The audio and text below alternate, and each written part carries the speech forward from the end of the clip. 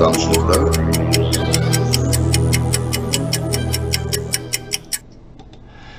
Axşamınız xeyir dəyərli izləyicilər. Azərbaycan Sadı YouTube kanalında və Turan televiziya kanalında növbəti söhbətimizə başlayırıq. Əsasən Güney Azərbaycanı danışacağıq. Bugün əslən Güney Azərbaycandan olan, hazırda İsveçdə yaşayan jurnalist, dissident Yunis bəy Şamili ilə. Hər vaxtınız xeyir Yunis bəy. Təşəkkür edirəm, sizdə hər vaxt xeyir olsun. Öncə, əlbəttə orada danışılası çox məsələlər var, amma öncə hər halda 2 aya yaxındır ki, İranda davam edən bu protestolarla bağlı istərdim danışam. Sonra əlbəttə keçəcəyik daha fərqli məsələlərə. İndi həmin protestolar Yunis bəy hansı nöqtədə sayıla bilər? Bu eniş xəttidir, yoxsa bir sabit qızğınlıqda qalırmı, yoxsa daha da qalxacaqmı təxminən? Bilirsiniz, bir xanım qızın hicabının düzgün olmaması üçün tutuklanan və bu polis, yəni onlar əxlaq polisi deyirlər. Əxlaq polisinin maşınında onu şiddətlə, yəni işgəncəyə məruz qalması nəticəsində ölməsi o dolu bardağın son damlası kimi oldu və sıçradı topluma və toplumda geniş bir etirazlar meydana gəldi və qısa zamanda çox yayıldı, tamam şəhərlərə yayıldı və halen də demək olar ki, bu vəziyyət devam etməkdədir. Əlbəttə biraz aşağı yuxarısı var. Yəni keçən həftələrdə belə nəzərə gəlirdi ki, hərəkət, yəni bu etirazlar geniş vasitədə, yəni geri oturub universitetlərdə daha çox etirazlar öğrencilər tərəfindən, amma keçən dünəndən bu yana, ya 2 gün bundan öncədən bu yana o Hədis Nəcəfi, yəni bir türk qızın orada ölməsi Kərəcdə, onun qırxında çox geniş bir Kərəcdə meydana, yəni ayaqlanma meydana gəldi. Çox cəmiyyət meydana töküldü. Hətta polislə çatışma və hətta 3 polisin ölünməsi sonuçlandı. Sonra yine bu İranın cənubunda, o Bəluçistanda bir Xaş şəhərində yeni bir ayaqlanma meydana gəldi. Orada yəni bir gün içində 16 kişi ölüb. Yəni bu hərəkət aşağı yuxarı olur, amma devam etməlidir. Ya devam edir deyə düşünmək lazım deyil. Çünki xəbərlər gündə daima bu xəbərlər və o videolar, yəni cəmaət videolar çəkirlər, bu etirazlardan göndərirlər. Yox, yəni biraz o üniversiteye dönəndə geçən həftədə, 5-ci həftədə biraz belə bəlli oldu ki, yalnız etirazlar üniversiteye yerləşib, amma geçən indi 2-3 gündə daima şəhərlərdə ayaqlanmalar və etirazlar göstərir ki, yox, bu devam etməkdədir və yəni halen yerində durur və etirazlar hətta genişmədədir demək olur. Yəni bütün bu geçən 3 il içində etirazlarda iştirak edənlərin cəmiyyəti o qabaqçı həftələrdən çox görünür xəbəri gəlibdir. Yunis bəy, sanki hökumət hər halda yatıra bilmir bu etirazları. Mən düşünmürəm ki, İran hökuməti, İran rejimi o idarə etmə sistemlərindəndir ki, nəyəsə tərəddüd etsin. Yəni, bütün şiddəti ilə, bütün hirsi ilə söndürə bilər nəzəri baxımdan. Amma belə görünür ki, ya özünü toparlaya bilmir, ya gücü çatmır. Bir sistem daxili böhran varmı ki, İran kimi agresiv bir rejim bu etirazları yatırda bilmir və yaxud da hərəkatın miqyası bəlkə o qədərdir ki, hökumətin gücü çatmır.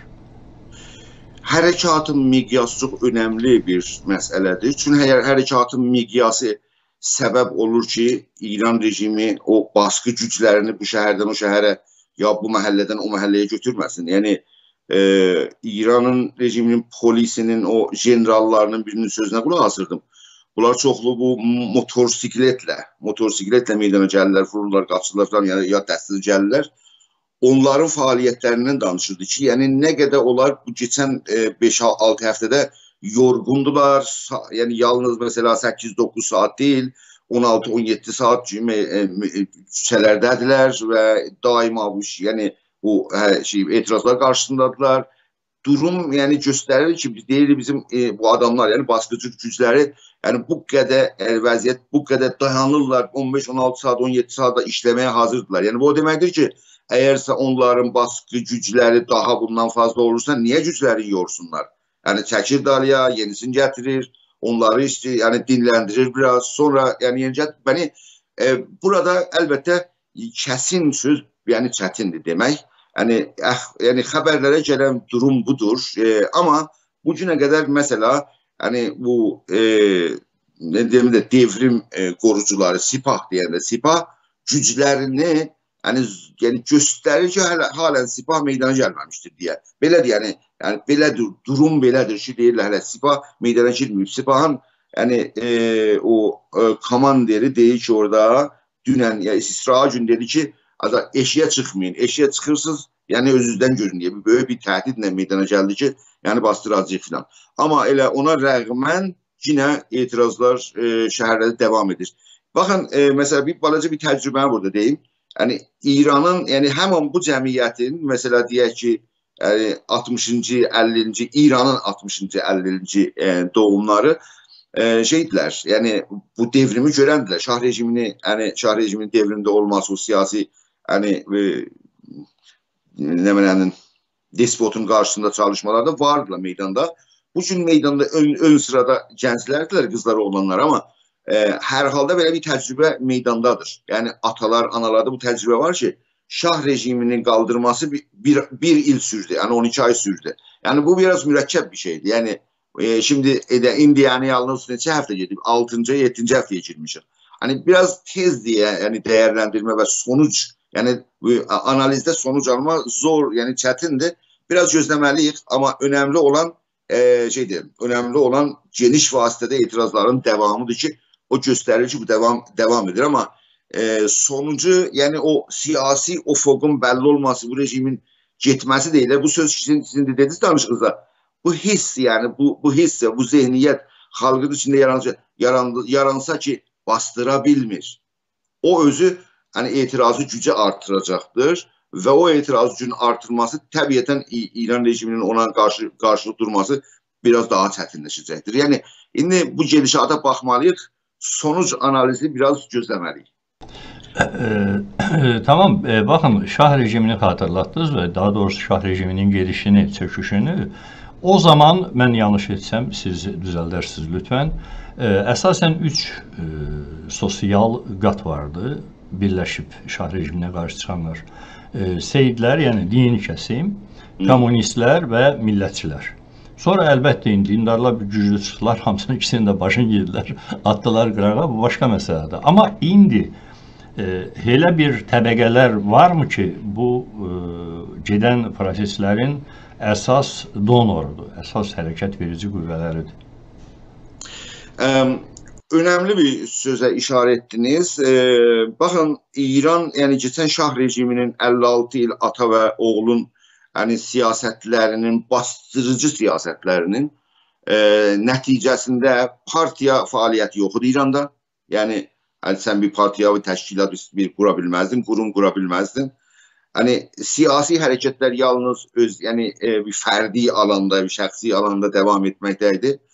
Amma ruhanilər deyək də, bu dini xadimlərin amma orada bir mərkəzləri var, o mərkəzdə barındırılırlar, bəcərilirlər, öyrənirlər. Dövlət bunlara tabidir də, yəni bütün dövlət bunları. Adı da dövlət deyil, amma çox kəsim belə ciddi organizasyonları var və sonra onlar oradan, o deyək, qumdan başlayır, göndərirlər bu şəhərlərə, kəndlərə. Yəni bir organizasyon kimi vardılar və əlbəttə, ən önəmlisi olan o organizasyon olması deyildi. Önəmlisi olan bu inanc, xalq içində inanc. Bir də 56 il sansurun sayəsində, 56 il sansur və baskının sayəsində siyasi maarifləşməyə, yəni inanılmaz dərəcədə aşağı idi və o aşağı olması, yəni İranda bu dini kəsimə, yəni populistlərə fürsət verdi ki, yəni bu çevrilişin başında otursunlar və sonucunda indi görürük. Ona görə indi dediyində daha çox qadınlar baskı altındadılar. qızlar, qadınlar daha çox meydandadırlar. Acayip dərəcədə qızların huzuru meydanda görünür. Yəni İranın hani bu yəni kültürel durumu ilə də biraz elə çəlişkidə kimi nəzərə gəlir. Mesela dini sembollara karşılaşma, çadıra yani çerget götürüp atma ve hicab karşısında durma. Daha çok o söz ki danışılır indi dediniz ki hansı kesimler hakikaten yani genel halk, ezilmiş halk, yoksulluk çok geniş vasıtada yaygında, onlara itiraz var. Yani həqarət ciddice cemaat, yani her kime bakarsınız, her kesime, topluma bakarsınız. Həqarət, ayrı seçkilik çok ciddi derecede. Bu molla hakimiyeti dediğinde yani mollalar bir şey, ondan aşağıda yani ne diyeyim yani insan değil. Yani bunlar uşaqdılar diye bunları yön vermeli, hidayet etmeli, terbiyet etmeli falan. Bu kesimden itiraz ben hiç yani həqiqətən görməmişəm ki, tarih okuduğum Nadiri kitabın tarihinin yarısında okusam da belə bir şey görməmişəm de bu yani genişlikte bir hakimiyetle muhalefet olsun. Yani uşaqdan tut ta o yaşlıya kadar meydanda muhalefettir ama yine de təşkilat yok. Çünkü sansür vardı, çünkü baskı vardı, siyasi təşkilat yok. Yine de siyasi muhalifleşme sahasında yine zayıf durum var ama yani bu hakimiyetle muhalefet ciddice meydandadır. Bir daha da bir söz diyeyim artırım bunu tutarım. Şah zamanının yani o devrim dövründe o siyasi muhalifleşmenin düşük olmasının sonucu bu oldu ki gördük. Yani popülizmin qələbəsi ve mallaların hakimiyeti. İndi de yani siyasi muhalifleşme durumundan diye bilərik ki çok zayıf bir durumdadır ama elə bir vəziyyət yoxdur ki mesela ne bir şəxsiyyət, ne bir siyasi partiya, ne bir müəyyən ideoloji ki eləyə bilsin cemaati hamısı bir devrine yılsın, bir güc, yani siyasi otorite təşkil etsin, elə bir şey de yoktu. Ona göre biraz ümit burada yaranır ki müəyyən liderlik ya bir müəyyən adamın eline liderlik düşməsə siyasi gücün bölünməsi bir fürsət verir ki fərqli güclər eləyə bilsin İranın gələcək devletinde bir hani rol oynayıp bir siyasi demokrasinin ilkel halında da olmuş olsa bir şey elde olsun. Yəni bu proseslər hökuməti məcbur edə bilər ki, kimlərisə içinə alsın və bəlli reformlara geçsin kimi düşünürsünüz yoksa? Yo. Reform adında bir şey yoktu. Yani bu rejim hiç böyle reforma yol vermeyen bir şeydi. Bunların içinde bildiniz reformistler geldiler yani.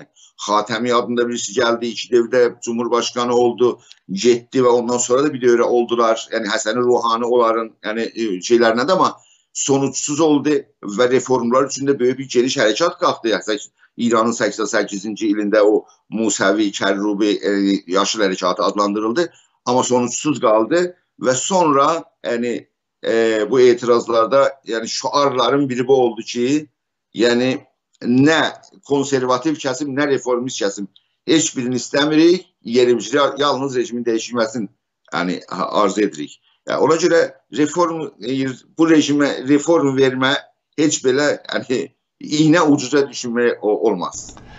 Bunların yani cövherinde yoktu. Asla. Yani böyle bir şey daha. Yani o değil ki istemesinler hakimiyette kalmak için bu kesim hakimiyette kalmak için her ne rezalet desen kabul eder. Hatta reformu da belki eğer bilseydiler reformu verseler kalarlar hakimiyette ederdiler. Ama mesele bu ki bunların reform fürcəsini aşma, reformu verme, hatta balaca reformu verme sonucu bunların getməsinə sonuçlanacaq. Ona göre orada reform qapısını her zaman bağlı saxlayırlar.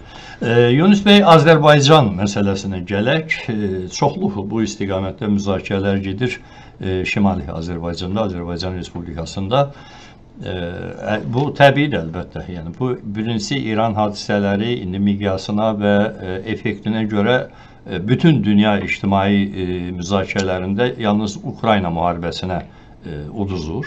Öncə ilk planda Ukrayna savaşıdır.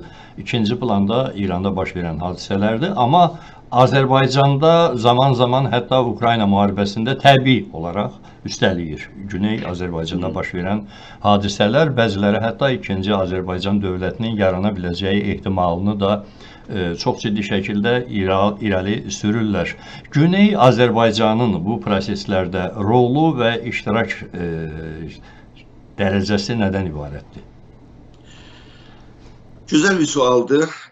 Həqiqətən bilmirəm ki, Azərbaycan toplumu, yəni Azərbaycan Cumhuriyyətində toplumun həqiqətən bizim xalqın durumu, şərait haqqında bilgi nə qədərdir. Amma zənn edirəm ki, çox zəif bir durum. Yəni, yalnız bir balaca bir kəsim, yəni maraqlanan kəsimdən sonra, yəni İranda gedən yəni, Azərbaycan və türklərin durumunu Azərbaycan Cumhuriyyətində aydın bir, yəni nə deyək, kamuoyu, ümumi əfkar yoxdur. Məhduddur. Danışlıq çox zəifdir.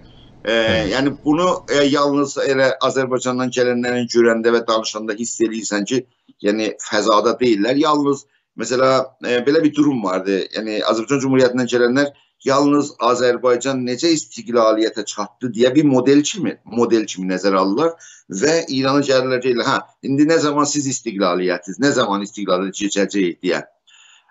İranda yəni Azərbaycanın Cumhuriyyəti, yəni istiqlala keçməsinin bir özəl bir tarixi var. Özəl tarixinin ən önəmli nöqtəsi budur ki, Azərbaycan bir cumhuriyyət kimi Sovyet Birliyinə girib. Və Sovyet dağıldığında, köçdüyündə o Azərbaycan öz cumhuriyyətinə sahib durur. O da Rəsulzadə və onun komandasının hünəri.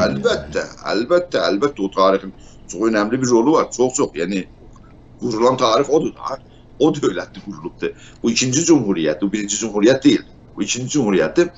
O tarix önəmli bir tarixdir. Yəni həyati bir roldur. Siz diqqət edin, orada Çəçənlər savaşdılar. Azərbaycan, Ermənistan, Gürcüstan, bunlar savaşmadan cumhuriyyətə sahib çıxdılar. Çünki niyə? Bunlar cumhuri kimi girmişdilər Sovyet Birliyinə. Və elə cumhuriyyət kimi də ayrıldılar. Amma Çəçənlər savaşdılar, həqiqətən də savaşdılar da. Amma sonuc oldu mu? Yox. Niyə? Çünki o anayasada elə bir fürsət yoxdur. Yəni elə bir fürsət yoxdur. İrana gəldiyimizdə bizim bəzi aktivistlərimizdə belə düşüncə var ki, güya çünki Azərbaycan, nəsə Sovyet dağılıb Azərbaycan Cumhuriyyət qurulub. Yəni bu mənada, bax bu cümləyə. Sovyet dağıldı, Azərbaycanda Cumhuriyyət quruldu. Burada da İran rejimi dağılacaq, Azərbaycanda Cumhuriyyət qurulacaq. Belə bir şey, yəni İran... Mexaniki qaydada onu təsəvvürləmək düzgün deyil. Heç, yəni heç. Yəni İranın anayasalara keçən, yəni modern tarixdə İranın anayasası 110 il bundan qabaq yazılmış məşrutiyyət devrində anayasada, yəni orada bir şey, anayasada bir bənd var, bir əsli var ki, orada deyir, yəni xalqlar, yəni Azərbaycan əyaləti özünə bir hakimiyyət qura bilir, yəni var orada, amma heç zaman belə bir şey olmadı. Heç zaman olmadılar. Yəni məşrutiyyət devrimi devam etdiyində bir şey oldu, bir kodota oldu, yəni bir çevriliş oldu və İngilislər Riza Şahı gətdilər və o məşrutiyyə hərəkatının gəlişmə və irəliləməsini dayandırdılar. Yeni bir despot gətdilər İrana və həm anayasanı hər zat dayandırdılar və əsasən İranın yolu başqa yolla devam etdi. Azərbaycanın, yəni bu xalqın, yəni bugün sayı baxımından İran belə bir durumdadır. Bunu deyim, bəlkə Azərbaycan ümumi əfkarına yaxşı olar, sizin gibi yəni sizi izləyənlərə də yaxşı olar. İran fərqli etnisitiyetlərdən, yəni azınlıqlardan təşkil olmuşdur. Bunların ən böyük milli azınlıq, yaxud da milli azınlıqlardan təşkil olunur. Bunların ən böyük milli azınlıq deyə, ya milli qrup, daha doğrusu milli qrup deyə türklərdirlər İranda. Yəni %40% təşkil edən, o da mənim sözüm deyil.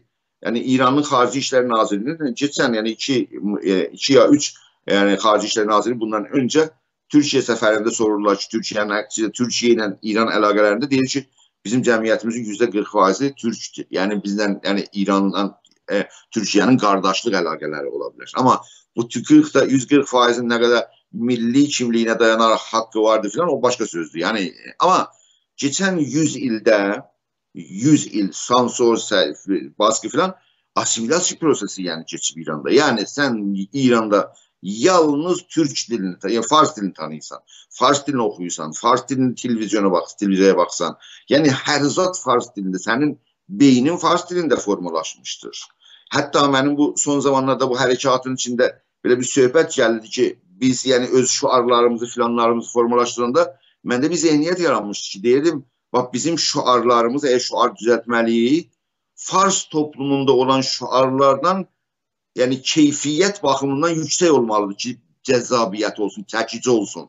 Yəni sadəcə onu tərcümə eləyib şüar halını salmaq deyil, yəni. Yəni yox, yalnız tərcümə deyil. Çünki bizim cəmiyyətimizin zehni üçün fars dilinin keyfiyyət və səviyyəsi ilə formalaşıb. Əgər bizim şüarımız, bizim şeirimiz, bizim romanımızın, bizim musiqimizin səviyyəsi o səviyyədən aşağı olsa, onun beynində dəyəri olmayacaq. Amma ondan səviyyəsi yüksək olsa, keyfiyyəti yüksək olursa, o ona çəkici olacaq. Ona görə biz deyə, yəni sözüm buydu ki, fars toplumu ilə rəqabətdə biz bir şey ürədiriksə, bir şey düzəldiriksə, bir şey istəyiriksə, o fars toplumunda olan normda yüksək olmalıdır. Biz onlarla rəqabətdə çıxmalıyıq ki, o öz cəmiyyətimizə bir şey verəndə desin, aha, bu mən biləndən yüksəkdir, yəni xoşa gəlimdir. O cəhətdən vəziyyət xoş deyil, yəni ümumiyyətdə. Azərbaycanda bir hərəkət yaranıbdır. Yəni Azərbaycan Cumhuriyyətinin istiqlaliyyəti yeni hərəkat İranda və yəni Azərbaycanda və İranda. Bir adam bunu da deyim ki, çox önəmlidir. Bizim Azərbaycanlı qardaşlarımıza Azərbaycan Cumhuriyyətində Azərbaycan torpaqlarında yəni 40% cəmiyyət, İran faiz cəmiyyəti olur 32 milyon. Amma Azərbaycanın bugünkü ərazisinə baxanda ki, indi bölünüb də fərqi burada ustan deyirlər. Fərqli ustanlara bölünüb. Azərbaycan iyaləti saydığımız Azərbaycan, Qərbi, Şərqi, Həmədan, Zəncan, Ərdəbil, hətta Həmədan da daxil 10 milyon insan burada yaşayır. Yəni, bu cəmiyyətin, Türk cəmiyyətinin 22 milyonu Azərbaycan torpaqlarından xaricdə yaşayırlar. Yəni, ən çoxu Tehran. Bəli, ən çoxu Tehran və Kərəcdə. Hətta deyilir ki, Kərəz çox yüksək səviyyədə, Tehranda da %60 cəmiyyət Türk. Yəni, ən çox böyük bir cəmiyyət. Hətta əgərsə bu cəmiyyət milli kimliyinə söykənərək maarifləşdirilirsə, İranın mərkəzi dövlətinin siyasətində çox ağır və çox yüksək səviyyədə sonuç verə bilər. Amma bir dənə problem var. Bu Azərbaycanda hərəkatın medial imkanları zəifdir. Medial imkanlar olmadığına görə yəni həm səviyyə baxımından ədəbiyyat deyə bilirsiniz, bizim tərəfimizdə savad yoxdur. Yəni Türk dilində, ana dilində gəlib savad oxumayıb, filan olmayıb və yəni çətinliklər var. Ona rəğmən amma bir hərəkət də var. Yayılmış bir hərəkət də var. Dağınıqdır, organizə deyildir. Amma bəzi yerlərdə bəzi ciddicə nümayişlər görmüyoruz. Mesela bu traktorların oyunda 100 min insan bir araya gəlib şüar verir. Yəni 100 min insan, özdə hamısı gənc, yəni 15 yaşından mesela 40 yaşına qədər böyük bir ordu kimi bir şeydir yəni. 100 min insan. O da var. Yəni bir tərəfi də problemlər var, zəiflər filanlar, bir tərəfdə də bir güc yəni var. Bu necə, hara gedəcək, yəni bu hərəkatın sonucunda necə, çünki organizə deyil.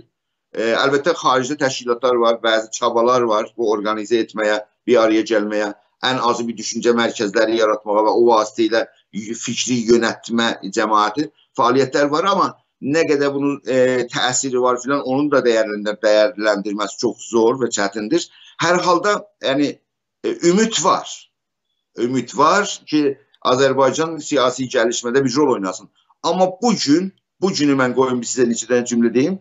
Azərbaycan toplumu bugün iki bölünmüş, iki parçalanmış bir bölümdür.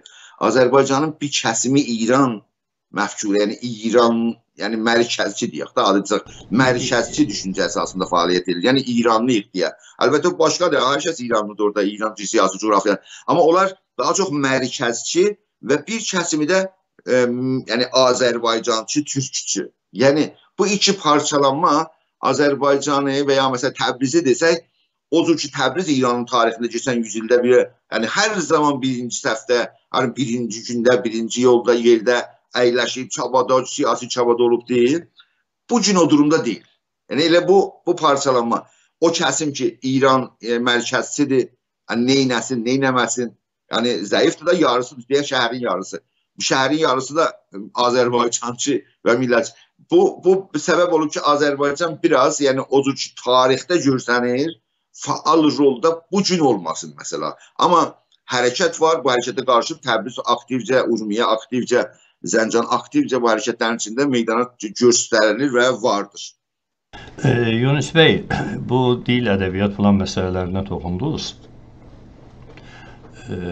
Bir müstəqil Azərbaycan dövlətinin yaranması Sovetlər İttifaqının çöküşündən sonra İrandakı Azərbaycanlı cəmiyyətinə o baxımdan bir pozitiv təsir göstərmədimi? Yəni ədəbiyyat sıçrayışı, dilin daha elmi şəkildə dərk olunması və danışıqda, adi danışıqda, yəni praktikada istifadəsi baxımından dəyişikliklər oldu mu yəni?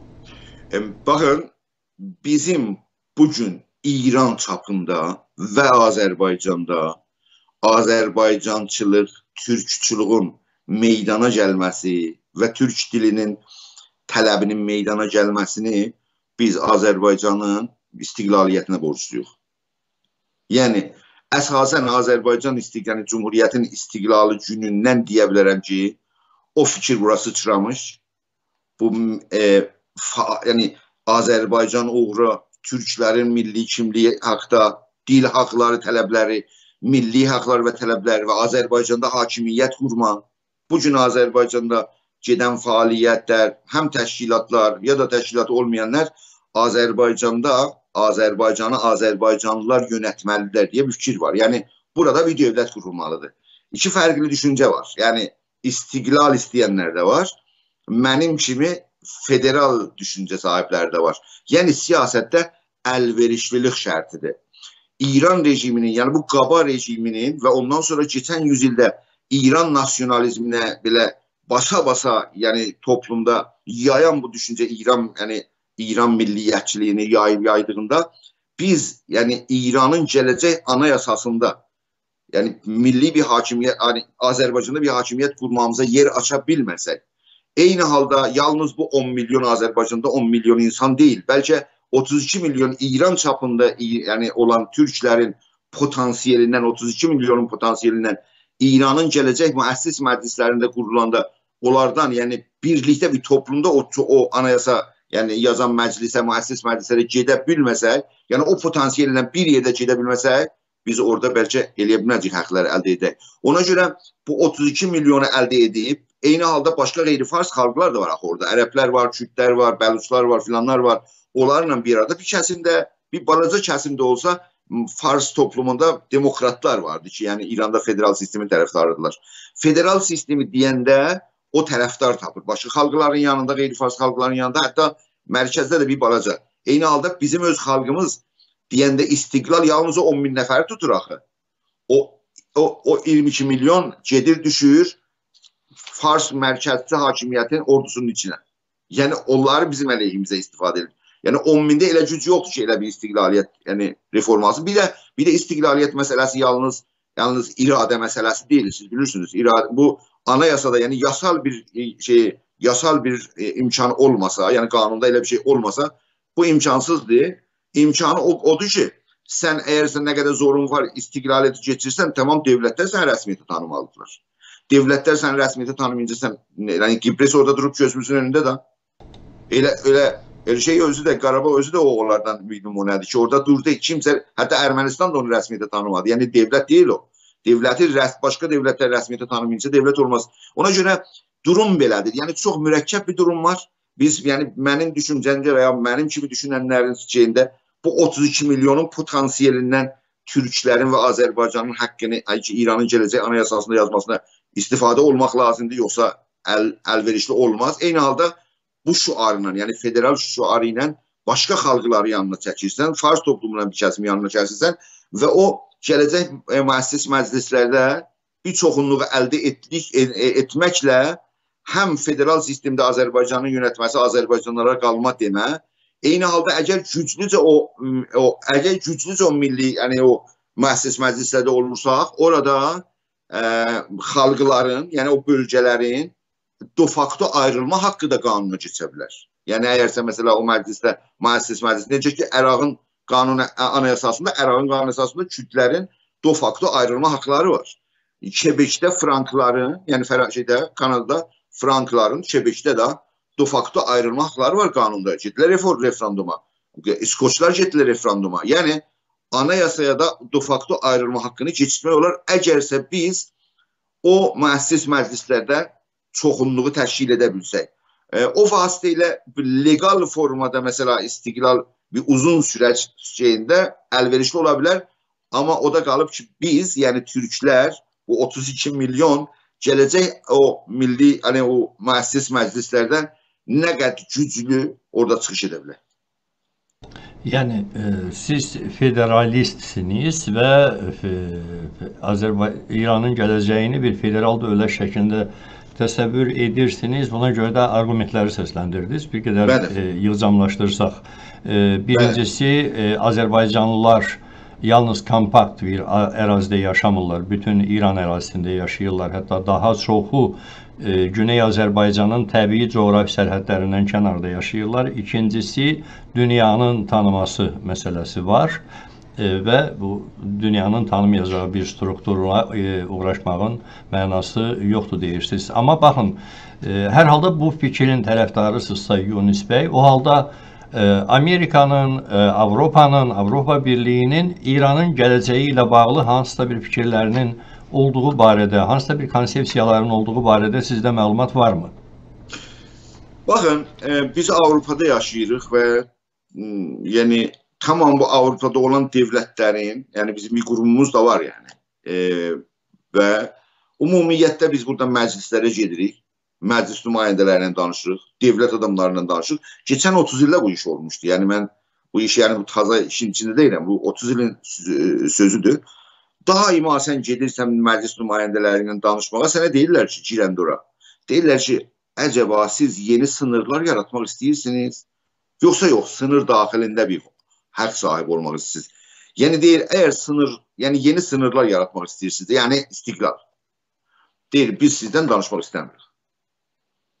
Yəni bunu bir nəfər, bir məclis, bir partiya plan deyil. Yəni sən Avropada hər yerə getsən, sənə söz budur. Yəni burada o istiqlal, əvvələn istiqlal hüquqi cəhətdən də bir dövlətlə danışma olmaz. Çünki bu millətlər arası yəni hüquqda da hani dövləti bir-birinə vurma, ayrılma filan haqqı yəni bir başqa dövlətə yoxdur. Yəni o cür olsa hər dövlət o birisi dövlətin dağılmasına çalışacaq. Onda dünya belə biraz yəni acayip bir şeye çevrilir. Ona görə yox, bizcə, yəni məncə və bütün aydın faktlara görə yeni sınır istənilmir. Hətta Orta Doğuda istənilmir. Baxın, Əraqda de facto Kürtlərin haqqı vardı ayrılmağa. Getdilər, təşəbbüs elədilər referenduma.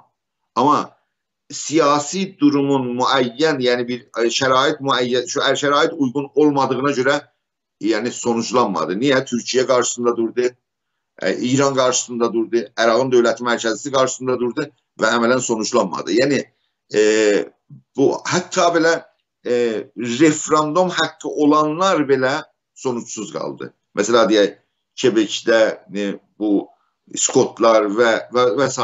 Yəni ondan geçə yəni Orta Doğu ölkələri belə bir şeydir. Yəni multi-etnik ölkələrdir var.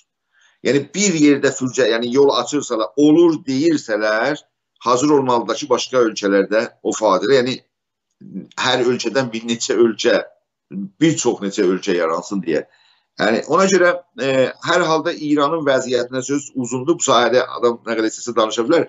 Amma İranın məsələsinə gələndə o əlverişlilik, keçən 100 ildə İran mərkəzçi ya İrançı məfkurənin toplum içində yayılması və hüquqda yeri olması, yerin olmaması ayrılığı bizcə yəni federalizm və düzgüncə bir federalizmin qurulması, elə bir federalizm ki, həqiqətən bir yəni konfederala yaxındır. Yəni nə qədər biz güclü olursaq, o qədər bu qanun konfederala yaxın bir qanun yazacaq və sənin özün o bölgəni idarə etməkdə daha çox haqq sahibi olacaqsın.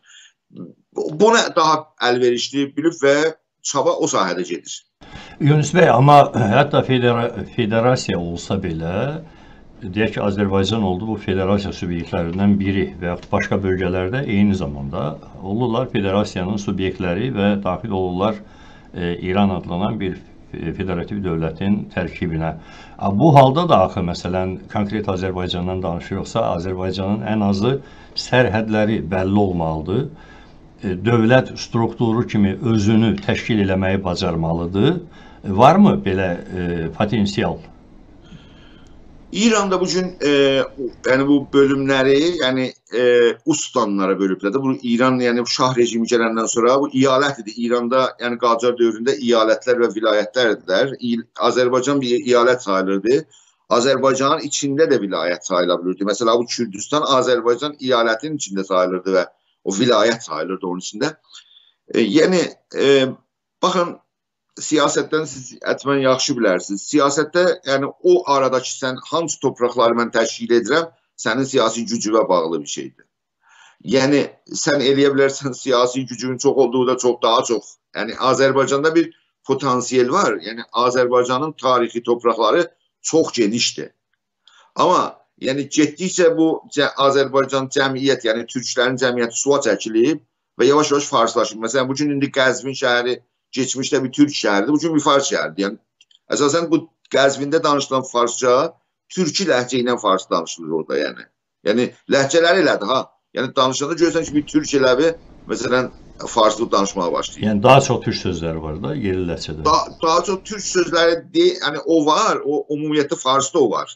Fars dilində türk sözü çoxdur. Amma ləhcə var, məsələn bir türk ki, yəni farsı sözlərin düzgün əda eləyə bilmir. Fars dilin səslərini düzgün əda eləyə bilmir. Məsələn o səslərlə fars dili formalaşır. Yəni indi həmədan bir türk şəhəri keçən Azərbaycan torpaqlarıdır. İndi şəhər tamamen farslaşmış bir durumdadır. Yəni necə ki müqayisə edin. Bizim ta ki Azərbaycanda əsasən mollalar əsasən də hansı mollalar ta ki İranla bağlıdırlar, İranda təhsil aldılar falan. Onlar türkcə amma fars şivəsi ilə danışırlar kimi. Yəni siz baxın, məsələn, aya bu nədən belə oldu? Belə bu şəkildə. Siz baxın ki, mən yəni Azərbaycanda olanda biri ilə danışdım. Qoyda bu mövzumuzdan xaric bir məsələdir. Sizin bu mollalarınızın haqqında, yəni ora gələn mollaların haqqında. Həqiqətən yəni şaşırdım dedik ki, biz qumda yəni mədrəsə görürük. Hani bu gün qum deyəndə yəni yalnız dini öyrətim deyil ki. İttilatın mərkəzindən də. Dəqiqən. Yəni bir də İran kəşfiyyatının əsas bazalarından biri oradır, qumdur. Qum, Hövzə-i Qum. Əcayib, yəni ki, oradan hətta bir nəfər də gəlməməlidir ora. Hətta bir nəfər belə. Amma deyirdi ki, tamamen bu kətlərdə, şəhərdə də mollalar oradan gəlirlər. Oranı təəccübləndim, yəni. Bunu da dedim, burada qalsın. Mənim bu şaşırmam bu işə. Biz ona təəccüblənib qutarmışıq və siz söhbət öz edin. Amma bir məsələ də vardı orada. Belə bir söhbət oldu ki, Azərbaycanın devlət, yəni məsələn bir universitetdə dini öyrətim, yəni eğitim və öyrətim dövlət səviyyəsində və dövlət seçilmə, yəni bir əqlani da, bir rasyonal bir düşüncəyə dayanaraq bir öyrətim və dini öyrətim olsa, orada öyrənsinlər yəni. Gəlib, onun ziyanı ilə bu dövlət özü də görəcək. Din ümumiyyətlə rasional konsepsiya deyil, amma bir dövlət özünə görə dini təhsili sistemləşdirə bilər hər halda. Ona görə əlbəttə mən də qətiyyən yaxşı baxmıram ki, Azərbaycanın din xadimləri əsasən İranın xüsusi xidmət orqanlarının bilavasitə təsiri altında fəaliyyət göstərən təhsil mərkəzlərində yetişdirilir. Bu heç bir yaxşı şey deyil yəni. Yaxşı deyil, çox pis bir şeydir. Bir yaxşı deyil var, bir də çox pis bir şey var. Mən biraz mötədil yanaşdım. Bilirəm. Mən onu deyirəm də, mənim dilimdən eşitdim ki, o həqiqətən orası, yəni Azərbaycanın hakimiyyətinə də zərərli bir şeydir axı bu. Məsələ budur yəni. Yalnız Azərbaycan deyil, yəni bir Azərbaycan var, bir hakimiyyət var. Bu iktidarın özünə ziyanlı bir şeydir, yəni. Böyük bir, hətta baxanda Azərbaycanın, mən baxanda elə bir iki səfərdə baxmışam, Azərbaycanın böyük gələcək təhlükəsi dinçilərdilər. Doğru, razılaşıram. O baxımdan da, hətta o baxımdan da İranda baş verən proseslər bizim üçün 2 qat, 3 qat önəmlidir. Yəni, yalnız belə deyək ki, orada bizim soydaşlarımız var, onların sayı bir dövlət quracaq qədər çoxdur və haqları da o qədərdir. Bundan əlavə bir də Azərbaycan dövləti üçün oradan gələ biləcək təhlükələrin hansı gələcəyi var deyə bu baxımdan da bizim üçün həddindən artıq maraqlıdır. İranda baş verən hadisələr və hadisələrin müzakirəsi. Buyurun, nəsə demək istəyirsiniz? Onu çox gözəl, orasını çox gözəl işarə elədiniz ki, İranda əgərsə bu hərəkat, yəni bu etirazı hərəkat, bu ayaqlanmalar sonuclanıb İran rejiminin dəyişinə səbəb olursa, Azərbaycanın başı böyük bəladan sorularını quturur. Əslində bəy, baxın, bizdə iki məsələ bayaq dedim proqramın əvvəlində izlənilir. Ukrayna məsələsi və İranda baş verən hadisələr. Hər ikisi Azərbaycan dövlətinin bugünü və sabahı ilə bilavasitə bağlı olan, səsləşən və həddindən artıq önəmli məsələlərdir. Ukraynada baş verən hadisələr, əgər təbii ki, Rusiyanın tam əsaslı məğlubiyyəti ilə başa çatsa, bu Azərbaycan demokratiyasının önünü açan böyük bir təkrar olacaq. İranda baş verən hadisələr, bu proseslər, protestolar bir qalibiyyətlə nəticələnsə, bu Azərbaycan dövlətinin qalıcı bir sabitliyinin qarantlarından biri olacaq. Bu baxımdan biz buna xüsusi diqqət yetiririk. Amma qayıdaq İran məsələsinə bəy. Bəli. Bu prosesin gedişində indiyə qədər, bir də indən sonraki ehtimallarımızın üzərində quraq, indiyə qədər hansısa, həm ola bilər müxtəlif millətlərin daxilindən yetişdirdiyi bir təşkilat və yaxud lider fərqləndirə bilərikmi? Bu proses onun işaretlərini yarada bilibmi? Cavab yoxdur və sevindiricidir ki, yoxdur. Yəni, İranda çox ağır bir təcrübə vardı Xumeyninin lider olmasında. Və əsasən bir ölkədə 80 milyonluq bir ölkəni bir ağzın, bir dodağın içindən çıxmağa tapşırırsan, sonucu bir daha despotizm olmazmı?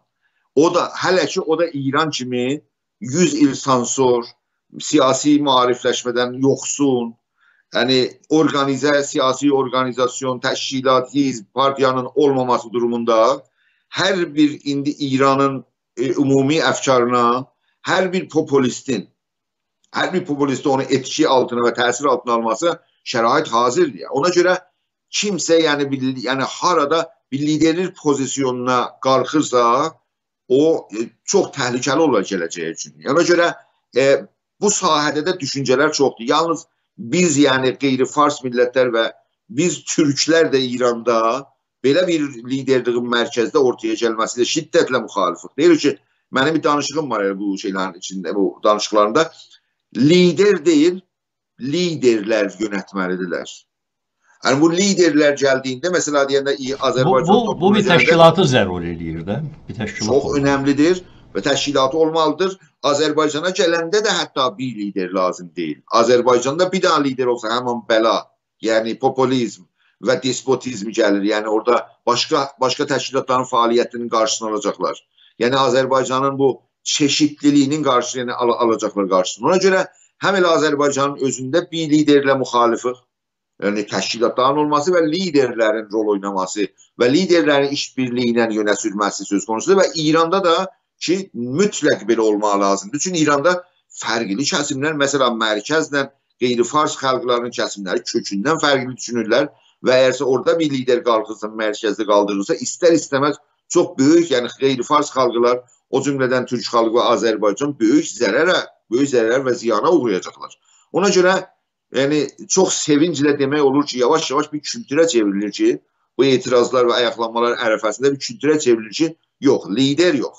Kimsəyə belə bir fürsət verilməməlidir və bu təşkilatlar, bu liderlər, hətta meydanda yaranan, məsələn, içəridə meydanda yaranan liderlərin bir-birindən bir araya gəlməsi, bir işbirliyi ilə, yəni yalnız bir durum var.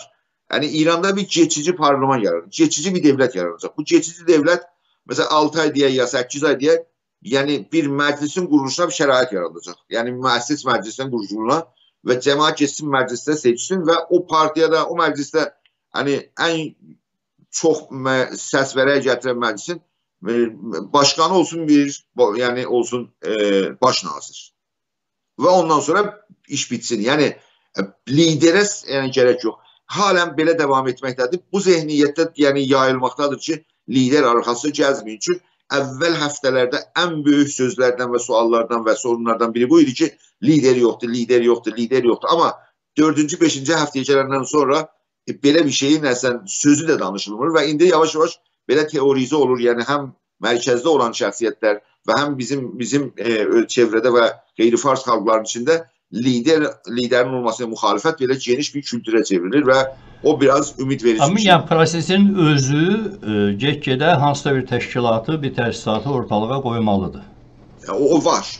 Elə təşkilatlar var. İndi mesela İran'da mesela neçə dənə siyasi etilaflar var. Mesela bir etilaf var, 10 dənə təşkilat içindədir, bir etilaf var, 14 təşkilat içindədir, bir etilaf falan.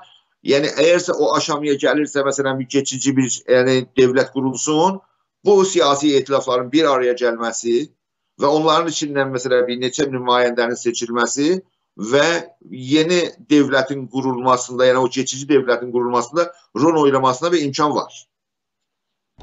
Dəyərli izləyicilər, lütfən yayını bəyənin və paylaşın. Yunus bəy, çox maraqlı bir məqama gəldik. İran, əlbəttə bu proseslərə birazdan qayıdacağım, amma tam bu əsnada başqa bir məsələnin də zamanı yetişir ki, soruşum. İran bu yaxınlarda Azərbaycanla sərhəddə, Azərbaycan dövləti ilə sərhəddə bir hərbi təlim keçirdi. Başqa tərəfdən İranın indi Səudi Ərəbistanı ilə müharibə vəziyyətində olduğu ilə bağlı söz-söhbətlər gəzir və bütün bunları ona doğru əsaslandırırlar ki, İranın indiki hətta durumunda belə hansısa bir xarici dövlətlə hərbi konflikti olsa, İran cəmiyyəti hökumətin ətrafında sıx birləşəcək, çünki bunun hansısa tarixi təcrübələri var. Baxın, bu kontekstə yanaşsaq, bu nə qədər doğrudur, doğru ehtimaldır. Və ikincisi, yəqin ki, bu sualın içində onu da toxuna biləcəyik ki, İran-Azərbaycan münasibətlərinin perspektivini necə görürsünüz? Əlbəttə ki, indi bu ayaqlanma yalnız içəridə də qalmadı. Bu ayaqlanmanın gelişməsi İran rejimini çox açmaz bir durumda qoymuşdur və çox bir zəiflətmişdir. Ve Azerbaycan, yani İran Azerbaycan'ın sınırlarında iki defa, yani bu Qarabağ Savaşı'ndan sonra, ikinci savaşından sonra iki defa hərbi manovra geçti orada ve ikincisi de Zəngəzur meselesinden ötürü həqiqətən utandırıcı bir hərəkətdir İran rejimi tərəfindən. Amma durum bugün, yani orada güc ve qüdrət nümayiş etdirməsi filanı, amma indi əbəda belə bir durum yoxdur ki, İran nəzə hərbi bir savaş filan başqa ölkə ilə durumsun. Bunlar gecə gündüzlərin bitirməsinə düşünürlər. İndi bu genişlikdə etiraz geçən 43 ildə İran rejimi bu genişlikdə ayaqlanmanı heç təcrübə etməmişdi. Ayaqlanmalar, etirazlar olmuşdu. Fərqli bölgələrdə olmuşdu, bitmişdi. Yəni İranın çapına geçməmişdi. Yəni İran çapında hər yer. Bu belə bir durumdur və hatta o hareketler ve itirazlar da İran rejiminin değişmesini talep etmemiştiler. Ama burada tamamen başka bir durum var ve başka bir talep var. O talep de İran rejiminin değişmesidir. Ve ona göre yəqin bu ki İran rejimi heç zaman indi bu durumda eləyə bilməz. Yani belə bir başka ölçeyle, bilirsiniz ki bir mesele de var orada, bunu bir parantez açım. Saddam Hüseyin, yani İran rejimi hakimiyetə gələndən sonra yavaş yavaş başladı bu İslamizmi Əraqa köçürsün və Əraqda belə ayaqlanmalar, bu Bəsrədə ayaqlanmalar qalxdı. Saddam Hüseyin İrana qarşı bir savaş başladı. Yəni o ayaqlanmanı bastırmaqdan ötür. Yəni ümumiyyətlə bu despot hakimiyyətlərdə bu var ki, bu ayaqlanmanı bastırmaqdan ötür. Mesela bir hərbi hərəkət, bir qonşu ilə savaşa girmə, belə bir hərbi duruma gətirsin ki, yəni cəmaət eşiyə çıxmasın, məmləkət hərbi durumdadır filan. Amma mən sizə deyə bilərəm ki, İran durumu elə bir vəziyyətdədir ki, yani muhalefet elə bir durumdadır ki, İran rejimi bir şeyle, bir savaşla məşğul olursa, onun sonucuna yani çatabilir. Elə bir durumdur. Yani savaş zaten indi İran'da, İran rejimine karşı bir savaş gedir. Bakmayaraq ki, bunlar sivil mücadilədirlər. Yani silah milah yoktu ama hiss, yani cemaatdə olan hiss, yani o nifrət, yani o muhalefetin o ciddiliği görünməz ve inanılmaz derecede yüksəkdir. Ona göre yani heç inanmıram ki İran rejimi bugün eləyə bilər, yəni belə bir hərəkətlərdə buluna. Baxmayaraq ki onda da daha çox nümayişi ve İran bir tərəfdən də bunu deyim. Yani bu etirazların son nəticəsində xaricdə çox geniş vasitədə nümayişlər İranlıların tərəfindən meydana gəldi. Yəni mesela böyük şəhərlərdə, mesela Kanadada 50.000 nəfər və Berlində 100.000 nəfərə yaxın, yəni dəyərləndirməli üçün 100.000 insan meydana çıxdı və bu dəstəklədilər. İndi İranda bu etirazlar çox geniş dəstək alır. İranda xaricdə devlət, Avropa dövlətləri tərəfindən, Amerika dövlətləri tərəfindən. İran yəni indi deyək, mərzək altında, yəni diqqət altındadır. Yəni hər bir hərəkəti eləyə bilər, onun sonucuna da bir nəticə versin. Ona görə fikr eləyirəm ki, çox diqqətli olmaq lazımdır ki, yəni xarici dövlətə hücum filan belə, onu heç zənn etmirəm və hətta İranın içində də İranın rejimi bilirsiniz, yəni bu nə deyim, bu baskıların dərəcəsinin çox geniş və güclü və ağır olur. İndi görürəm ki, məsələ eşikdən bu nəzarət, yəni bu eşikdən başqa dövlətlərin nəzarəti və İran mərcək altında olması onu belə əl-qolun bağlayıb kimi nəzərə gəlir. Çünki İran eləyə bilər çox şiddətlə məsələ davransın. Şiddət əlbəttə çox yüksəkdir, amma desək daha məsələn keçən hərəkətlərin İranın 97-ci ilində bir hərəkəti bastırdı. Bir gecədə, yəni bir gün internetləri kəsdilər bir gün. Sabahı xəbər gəldi ki, 1500 adam ölübdür. Yəni 1500. Ona görə bunu fikr eləyirəm ki, bu anormal, yəni ciddi səviyyədə bastırma gözlənilir ki, bir yerdə bu cinayət, yəni bəşəriyyət, yəni həqiqətən bəşəriyyətə qarşı cinayət törətsin İran rejimi. Amma indiyə qədər hələ belə bir şey göz görünmür və eşikdən də bu cür baxış ya nəzarət xarici dövlətlərdən filan tərəfindən bu İranlıların nümayiş etdiklərinə görə zənn edirəm ki, yəni İran rejiminin əl-qolun daha çox bağlıdır. O biraz elə ümidvericidir ki, şiddətin dərəcəsi daha çox qalxmasın. İndi amma baxacaq görək ki, işarə gedir. Bilirsiniz ki, bu mollaların, yəni bu mollaların cinayətlərinin səviyyəsini kimsə öncədən deyə bilməz. Yəni hər zat desəm bunların əlindən gəlir, görərlər, amma görə biləcəklər yox, onu baxacaq. Təbii, indi yenə qayıdıram bayaqki məsələyə, protestolarla bağlı məsələyə və daha çox da xaricdən. İkinci sual vardı, mənim fikrim o sualı.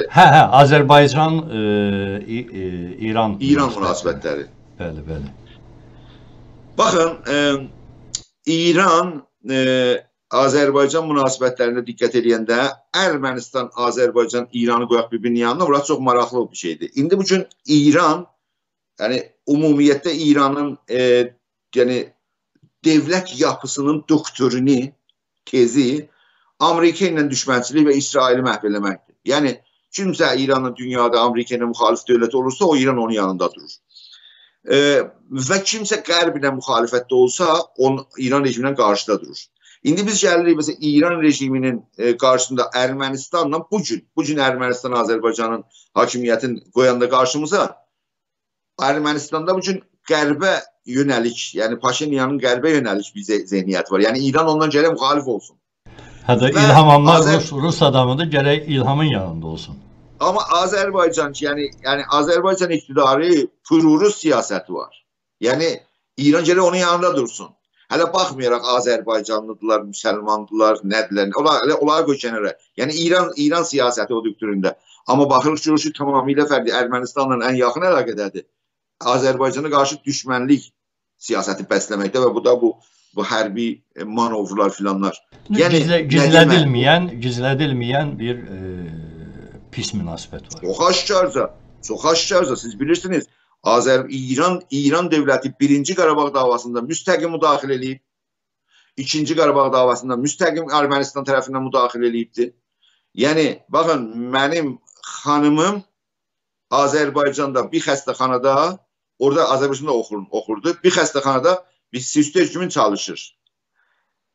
Ermənistan tərəfindən bu əsgərləri, yəni əsir tutub gətirirlər, gəlirlər deyirlər ki, burada Ermənistan əsgərlərini tuturum, amma bunların dilini başa düşürmür, bunlar Rusça bilmirlər, Ermənicə də bilmirlər.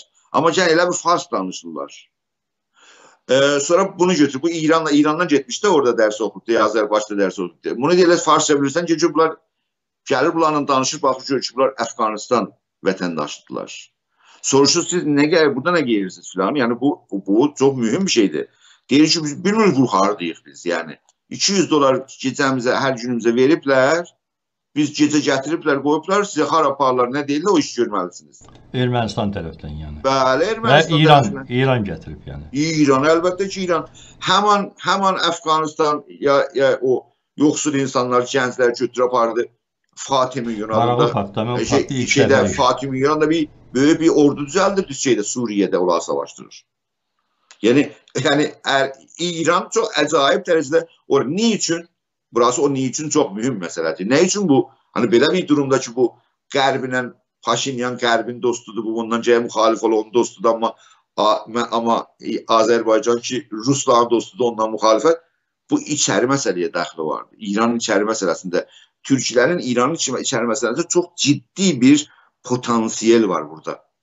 Çok ciddi, büyük bir potansiyel var. Yani siz fikirleyin, İran toplumunda Farsların sayısı %30'dan 35. Özlerinin naziri bak, yani bu öğretim ve eğitim bak, yani bu naziri değil ki 70, yani İran'ın məktəbdə olan şagirdlerin %70'i qeyri-farsdır. %70'i. Ne kadarsı kalır Farslara? %30'u. Yani özü deyir ki Fars cəmiyyəti burada %30'dur. Türk cəmiyyəti deyir ki %40'dır. Bakın büyük bir potansiyeldir. Ama bu potansiyel milli kimliği, çoxunluğu da milli kimliğin tanımır, milli maarifləşmə bilmir ve imkan da buna yoktur. Ve ben bir başka videoda danışmışam orada. Türkiye ve Azerbaycan yuxlamaqdadır. Yani görmür bu toplumu burada. Bu potansiyel büyük bir potansiyeldir. Yani bu potansiyel İran devletinin içine girirse İran devletinin yarısına sahip çıkabilir. Ve bu sahipsi de yani ki İran devleti daha, yani bu potansiyel İran devletinin içinde rol oynasa, İran devleti düşmançılık mövqeyi Azerbaycan'a ve Türkiye'ye bir dəfəlik bitir. Bunu görmək lazımdır. Bunu Azerbaycan ve bunu Türkiye görmək lazımdır. Təəssüflə indiyə qədər belə bir şey olmuyor. Bu yani o faktör dedi. İran'da bu Türklerin potansiyeli, ama bu potansiyel acaba geniş vasıtada yola düşebilecek bu, yani etkili olacak olmayacak, o da bir uzun bir maceradır ki danışmaq lazım. Bəy, nəyi soruşacaqdım? Xaricdə çox böyük Azərbaycan diasporu var. Güney Azərbaycan nəzərdə tuturam. Müxtəlif zamanlarda İrandan siyasi səbəblərə görə qaçmağa məcbur olmuş insanlar. Zaman zaman İranın daxilində hansısa belə aksiyalar, planlar olanda burada bir fəallaşma nəzərə çarpır və indi də uzun müddətdir, artıq 2 aya yaxın davam edən bu protestoların gedişində Güney Azərbaycandan olan diaspor və yaxud mühacirlər belə deyək, nə yaşayır? Burada bir paralel bir proses gedirmi? Burada təşkilatlanmalar olsun, hansısa təşəbbüsləri biz götürək kimi belə bir düşüncə olsun və yaxud xaricdə bayaq o lider məsələsinə toxundunuz, amma hər halda heç İranın daxilində proseslərə nüfuz edəcək səviyyədə deməyim, amma xaricdəki mühacirətin fəaliyyətini tənzimləyəcək və koordinə edə biləcək bir mərkəz yaranırmı? Bizim yaşadığımız ölkə İsveç'te böyle bir faaliyet geçmiştir. Yani böyle güçlü de getdi ve bir federasyon, yani Azerbaycanlıların İsveç çapında bir federasyon yarandı. O federasyon elə biraz aşağı yukarısı vardı. İndi elə Kuzeyden gelen Azerbaycan'dan kardeşlerimiz da katıldılar ve indi ittifaqən onlar da açıq oxuluqda çoxluğu təşkil edənlərdirlər və hətta idarəsi də belə geçmiş, yani elə Şimaldan gelen kardeşlerimizin eline, ben bildiyimə göre, yani bu federasyon Azerbaycanlıların da diye Azerbaycan dedi, Türklerin, biz Azerbaycanlı demərik. Koy bunda bazı bir 3-4 tane cümle deyim. Biz Azerbaycanlı demərik özümüze. Yani Türkler. Yani çünkü bir şey var. Hannah Arendt adında bir filozof var Almanda. İnsan haklarına çalışan sivil mücadelerin yani filozofu deyir ki səni bir toplumda, bir demokratik bir toplumun düzəlməsi üçün səni hər yerdən əzmaq istəyirlər, sən oranı gücləndirməlisən. İranda bizim türklüyümüzü hücum altına alıblar, əzmaq istəyirlər. Azərbaycanlığımız yox, onlar bizə xoşlanırlar Azərbaycanlı desinlər. Hele Azeri xoşlanırlar, bizə Azeri deyirlər. Biz deyək, yox, bizə Azeri deyil, bizə Türk deyil. Çünki bizə vuran zərbə bizim milli kimlik və milli dilimizədir. Orada o şey deyir ki, o Hannah Arendt deyir ki, oradan yapışacaqsan. Yəni o kimliyi və əzillər onu möhkəm tutacaqsan. Dili və əzillər dilə möhkəm yapışır, o toplumu demokratizasyona götürür. Və oradan vazgeçdən toplum yəni ırqçılığa gedir.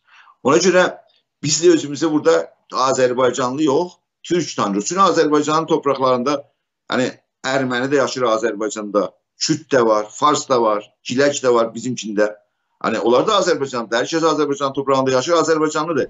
Ama Türk kimliğini daşıyan biz Türk kimliği daşıyırıq. Mesela bir Erməni ki Azərbaycanda yaşır ya bir Kürt ki Azərbaycanda yaşır, o Türk kimliğini daşımır. Bizim de Türk kimliğimiz İran'da sual altındadır ve onu Hannah Arendt demiş ki onu dəstəkləyib, onu gücləndirməyə çalışır ki o vasitədə həm toplum, həm biz tələblərimiz əldə olsun, bizim tələblərimiz həm toplum demokratikləşsin.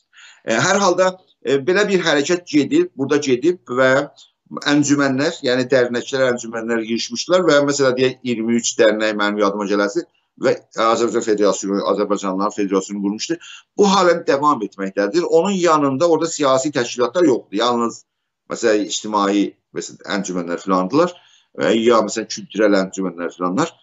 Sonra onun kənarında şeyler de qurulubdu. Yəni təşkilatlar, siyasi təşkilatlar da qurulubdu ki onlar yəni federasyona daxil olan bir şeyler deyirlər. O da az deyil yani. Çoxdur amma məsələ budur ki siyasi təşkilat kütlə ilə, yəni xalq ilə əlaqədə olmayınca, yəni ictimai pratik içində girməyincə onun teorisi nə qədər gerçəkçi bir teoridir deyə o biraz zorlu. Adam elan edirsə ki, mən partiyayam, indi biz məcburuq onu qəbul edək ki, partiya. Əlbəttə, o həqiqət o vardı, o da var, bolca vardı, orada problem yoxdur. Hani yalnız o problem budadır ki, yəni o zehniyyət ya o təşkilat hani xalqa da, yəni kütləyə də bağlansın, bir əlaqə qurulsun, o əlaqənin içindən bir ictimai pratikin içindən bir gerçək, yəni o biraz yəni təcrübə, deneyim qazansın və o elə, yəni amma var, yəni təşkilatların sayısı var. Ümid edirik ki, şərait, yəni bu şərait indi, yəni bu etirazların şəraitdə bir cür olub ki, yəni təşkilatlar da güclənməlidirlər. Maraq çoxalıb siyasi təşkilatlara Azərbaycan toplumunda və bu da yəni o dediyim o əlaqə və ilişkini xalqla gücləndirir və əlbəttə ki, müsbət olacaqdır. Siz hansı siyasi təşkilatda varsınızmı? Bəli. Azərbaycan Demokratik Birliyi adında bir təşkilat var. O yeni yaranıb təşkilat yoxsa çox? Yeni deyil. Bizi 18 il bundan qabaq bir Azərbaycan Federal Demokrat Hərəkatı adında bir təşkilat qurdu burada. Yəni Azərbaycanın adlı siyasi təcrübəli kadrları filanları. Sonra 10 il fəaliyyət edəndən sonra bir ayrılım oldu. Yəni iki bölündü. Biz ikinci yəni ayrılan bölüm olduq. Bu Azərbaycan birliğini qurduq. Ya uzun illərdir Avropada hər halda siyasi fəaliyyət göstərirsiniz. Amma mən sizi niyə tanımıram bu vaxta qədər bilmirəm. Bizim mənim bu yəni baxanda bu televizyonlara Azərbaycanın yəni quzeydən televizyonlara baxıram, görürəm ki, yəni çox müəyyən belə barmaq ucunda 2-3 nəfər tanıyırıq. Tabii biz onların hamısı yaxından tanıyırıq. Yalnız onlarla danışırlar. Hətta biraz müxalifət mövqeyində dururam. Məsələn görmüşəm ki, məsələn Müsavat Partiyası götürür mesela bir nəfər aparıb ora, adını çəkməsəm yaxşı olar. Orada istiqlalçıdır bu adam yani. İstiqlalçı. Gedib mesela buna fürsət verir ki, orada mikrofonu verir Müsavatın dəftərində, o danışsın. Onun etkisi bilirsiniz İranda, yəni onu baxırlar, aşırırlar, yəni istiqlal, bir dənə mesela Müsavat, yəni Azərbaycan dövləti hakimiyyətinin müxalifəti, İran istiqlalçısına mikrofon verir, orada nə qədər danışsın, filan eləsin. Bu yəni necə ola bilər? Bu biraz yəni real fəaliyyətinə uyğun deyil, yəni bu düzgün iş deyil. Danışsın da, hər kəs danışsın da. Hər şey danışa bilər, amma siyasi pratikaya uymaz. Yəni siz baxın, siz müxalifətdəsiniz, hakimiyyətə gəlmək istəyirsiniz. Məsələn, bir daha başqa ölkənin separatisti ilə oturub danışırsınız. Bu sizin etibarsız zəiflədər. Yəni siyasi... Yox, mən bir jurnalist kimliyi ilə danışıram açığı. Yox, başqa şeydir. Amma siyasi kültürə uymayan bir şeydir və hətta İranın gerçəkləri ilə biri tanış olsa ziyan verici bir hərəkətdir. Yəni İran da qoymaz ki, Azərbaycanın müxalifəti, yəni Azərbaycan müxalifəti eləyə bilərdi, məsələn, şərait yaratsın, bir də müxalif olsun. Yəni Amma İranda baş verən bu protestolara, ümumiyyətlə bu proseslərə Azərbaycan müxalifəti də hər halda bir münasibəti olmalıdır. Ola bilməz ki, olmasın. Əlbəttə, əlbəttə. Yox, onu demirəm. Yəni istəyirəm deyim ki, biraz nə deyim, yəni digər siyasi normlar. Siyasi normlara biraz uymayan bir şeydir. Yəni amma niyə? Yəni biz amma görürük ki, bizi dəvət edən yox, bizi çağıran yox, bizdən danışan yox, bizi heç tanıyan yox yəni. İndi siz ikinci televizyon mənədən gələmsiniz. İkinci. Bir başqası da işte ona da təbrik edim. Baxın, yox, bizdə açığı, mən sizə bir söz deyim, bizdə bu televiziyanın qurulmasında da bir Güney Azərbaycanlı dostumuz iştirak edib, indi Kanadada yaşayır Vahid bəy Azər və Güney Azərbaycan mövzusu, İran mövzusu bütövlükdə bizim televiziyanın hər zaman gündəmində olub. Bu son protestolar başlayanda statistika ilə yanaşsaq, hər gün olmasa da gün aşırı mən mütləq Güney Azərbaycandan olan hansısa eksperti sizin kimi dəvət edib, oradakı hadisələri bizim izləyicilərə təqdim etmək istəyirəm. Yəni əlbəttə bizim baxış açımız o kəsim ki gəlir, yəni quzeydəki qardaşlarımızın televizyonlarından danışır. Çox yəni müəyyən 3-4 nəfərdilər və bir tərəfdən də biraz yəni nə deyim, yəni Azərbaycan hakimiyyət tərəfdarları yəni bir türlü yəni nə deyim? Yox, mən Azərbaycan hökumətinin tərəfində falan da deyiləm, belə zəhləm də yox. Yox, olar ki bizimkilər çağırılır, danışılır. Aydındır, aydın. O da indi bir konjunkturdur da, konjunktur deyirlər, konjunkturdur. Konjunkturdur, elə bir şeyləri var. Hər halda çox təşəkkürlər Yunus bəy, çox maraqlı söhbət üçün və irəlidə də mən sizdən bir söz almaq istəyirəm ki, yaxınlarda təkrar eləyərik bu proseslərin gedişindən asılı olaraq yeni mövzular olacaq hər halda. Yəqin ki, danışarıq. Çox sağ olun, çox sevindim. Təşəkkürlər. Dəyərli izləyicilər, lütfən bizdən ayrılmadan öncə yayını bəyənin və paylaşın. Salamat qalın, sağ olun.